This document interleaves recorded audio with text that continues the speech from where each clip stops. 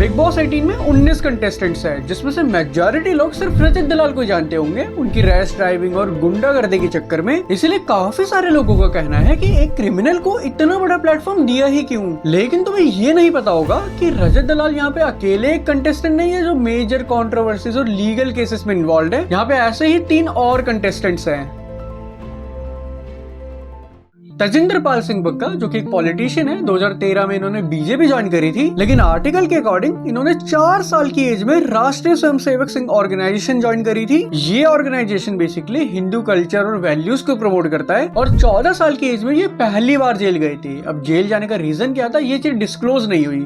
2011 में ये पहली बार नेशनल हेडलाइन बनते हैं क्योंकि प्रशांत भूषण, जो एक लॉयर और एक्टिविस्ट है, उनके कुछ पॉलिटिकल ओपिनियंस ने लोगों को ऑफेंड कर दिया था और उसमें से तजिंदर पाल सिंह बग्गा भी थे। इसीलिए फिर उनपे अटैक भी किए जाते हैं और उस अटैक की रिस्पॉन्सिबिलिटी बग्गा जी ने खुद ली थी।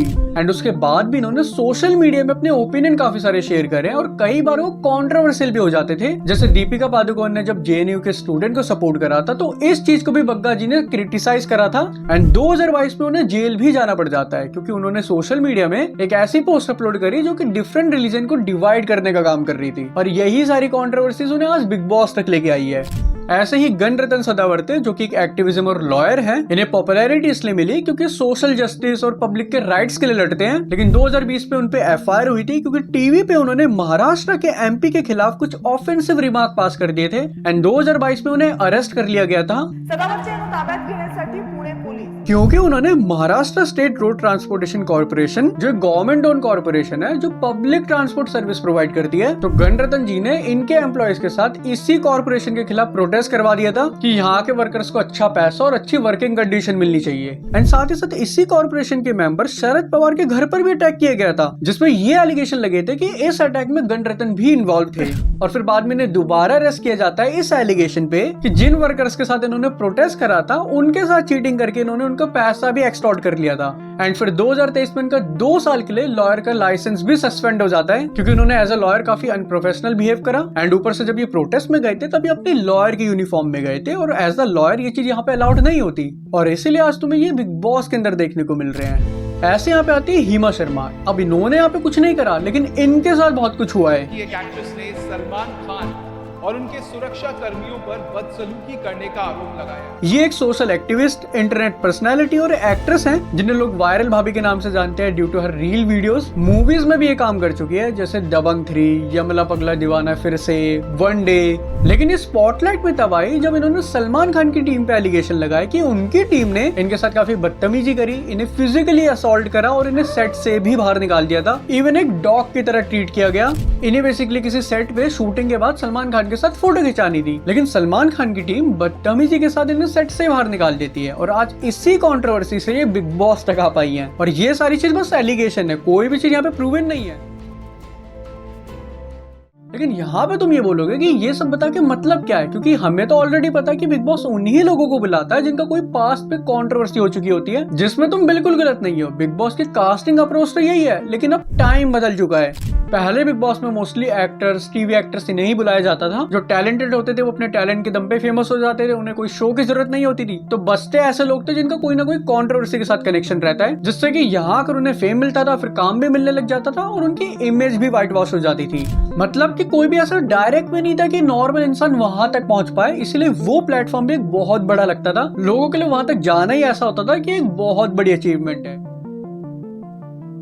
लेकिन 2023 में बिग बॉस OTT 2 आता है जिसपे फुकरा इंसान और पुनीत सुपरस्टार जाते हैं। अब ये शो जियो सिनेमा पे आने वाला था और इन दोनों की सोशल मीडिया में प्रेजेंस काफी अच्छी थी, इसलिए बिग बॉस को नॉन बिग बॉस वॉचर्स की एक नई ऑडियंस मिल पाई। क्योंकि उससे पहले ये शो कलर्स वगैरह पे आता था, इसलिए जो मम्मी वगैरह लोग हैं वो सब इसे देखा करते थे। लेकिन इनके चक्कर में यहाँ पे एक नई ऑडियंस आ पाई। फिर पहले ही दिन पुनीत सुपरस्टार को घर से निकाल कर एक नया रिकॉर्ड बनता है, वहां से शो की हाइप बनती है, अंदर टीवी एक्टर वर्सेस यूट्यूबर्स की फाइट हो जाती है। तो उस चक्कर में एक्ट्रेस को काफी हिट मिलता है। फिर पुनीत को बाहर निकालने के चक्कर में जियो सिनेमा की रेटिंग गिर जाती है, जिससे कि एक और हवा मचता है। But at the end big boss की हाइप तो बढ़ती ही जा रही थी। फिर एल्विश अरब की जब एंट्री हो जाती है उसके बाद ये शो बहुत पीक पे चला गया था। काफी सारे नॉन बिग बॉस वॉचर्स ने शो को देखना प्रेफर करा। इवन जिस दिन इसका फाइनल एपिसोड था उस दिन की लाइव पीक वॉचिंग 70 लाख की गई थी।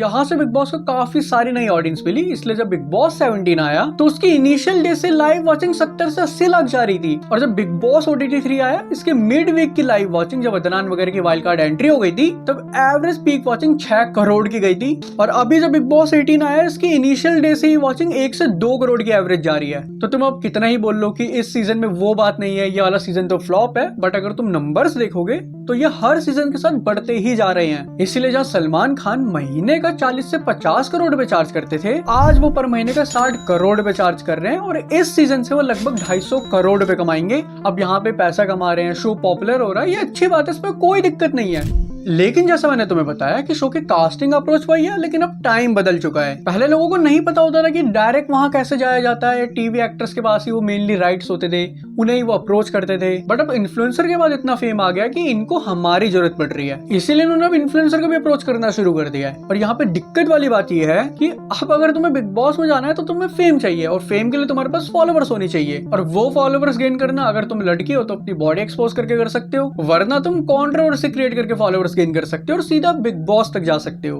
शो को कोई मतलब नहीं है तुमने क्या करा हुआ है या तुम्हारे पास कैसे फॉलोवर्स आए। अगर तुम्हारी करंट टाइम पे हाइप है, चाहे वो कोई भी रीजन से हो, तो वो तुम्हें अप्रोच करेंगे। और इतने बड़े प्लेटफॉर्म में अगर कोई ऐसे बंदे को बुला लिया जाए तो उससे सबसे पहली बात तो व्यूवर्स में गलत आइडियल सेट होगा, लोगों पे एक गलत इन्फ्लुएंस जाएगा, और जिन्हें एक्चुअल में बिग बॉस जाना होगा और उन्हें इंस्टेंटली फेम चाहिए तो वो भी यही पाथ चूज करेंगे।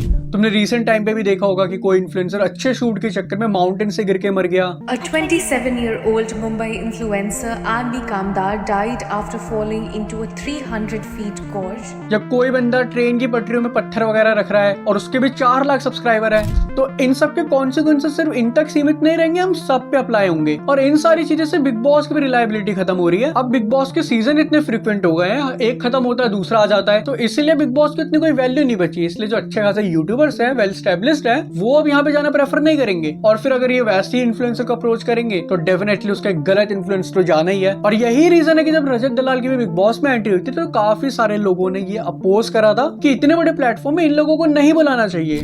अब इस प्रॉब्लम का सॉल्यूशन क्या है वो तुम सब पे डिपेंड करता है, क्योंकि इस वीडियो से शो वाले को कोई मतलब नहीं है, वो जो कर रहे हैं वो वही करेंगे। जब तक तुम इन सारी चीजों में इंटरेस्ट दिखा रहे हो, अगर तुम्हारा इंटरेस्ट इन पे तो वो तो वही चीज लाएंगे। इट्स डिपेंड कि तुम क्या देखना चाह रहे हो, जिस चीज की डिमांड रहेगी उसकी वो सप्लाई देंगे।